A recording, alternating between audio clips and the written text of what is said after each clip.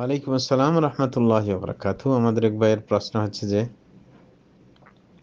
সাধারণত প্রত্যেকটা জামাতে সালাত যে আদায় করা হয় এটার একটা শার্ট থাকে।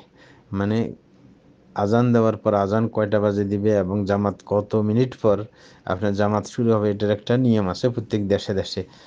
তো আমাদের প্রশ্নকর্তা ভাই বলতে চাচ্ছিলেন যে এই সময়টাকে লঙ্ঘন করে কোনো ইমাম সাহেব বলতে পারেন কি না, ঠিক আছে অমুক সুন্নত পড়ে না, তারপরে আমরা জামাতে দাঁড়াবো, এটা কি শরীয়তে জায়েজ আছে কিনা? আমরা বলবো জায়েজ আছে, কোনো সমস্যা নেই। কারণ যেই সময়টা নির্ধারণ, এটা শরীয়তের বাধ্যবাধকতা নেই এটার ক্ষেত্রে যে আপনার এতটুক সময়ে ফারাক থাকতে হবে। সুতরাং এটা ইমামের এখতিয়ার। ইমাম একটু দেরি করে, আরও যদি 1 মিনিট দেরি করে কোনো সমস্যা নেই। সে যদি মুসল্লির দিকটা খেয়াল করে, আর মুসল্লির দিকটা খেয়াল করা কিন্তু রসুলেরই নিয়ম। রসুল আকরম সাল্লাহ ইসলাম অনেক সময় বাচ্চা কানলে শর্ট করে দিতেন। উনি কেরাতকে বলতেন যে বাচ্চার মা কষ্ট পাবে, এই কারণে তিনি শর্ট করেছেন, নতুবা তিনি লম্বা করতেন। এরকমভাবে প্রথম রাকাত লম্বা করার নিয়মে কিন্তু ফরজ সালাতের মধ্যে এসেছে যেন বেশি সংখ্যক মুসল্লি প্রথম রাকাত পেয়ে যান।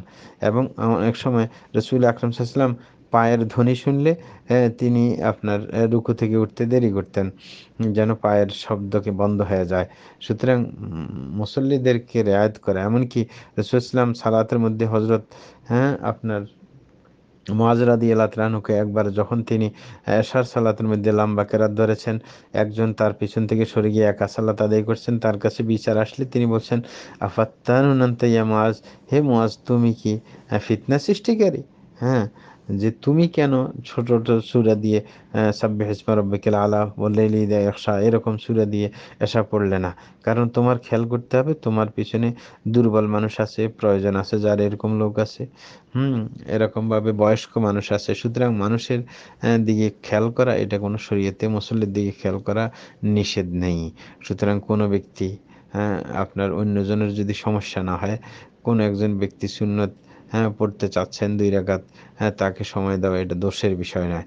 কিন্তু যদি দৃষ্টিকোণ এমন হয় কোনো ব্যক্তি গুরুত্বপূর্ণ ব্যক্তি দেখে তাকে সময় দেওয়া হয়, না হলে অন্যজনকে সময় দেয় না, এরকম হওয়া উচিত না। এরকম সালাতের ক্ষেত্রে, মসজিদের ক্ষেত্রে, আল্লাহর কাজের ক্ষেত্রে এরকম আপনার ভেদাভেদ করা ঠিক নয়, সেটা ভিন্ন ব্যাপার। জাযাকুমুল্লাহু খায়রা।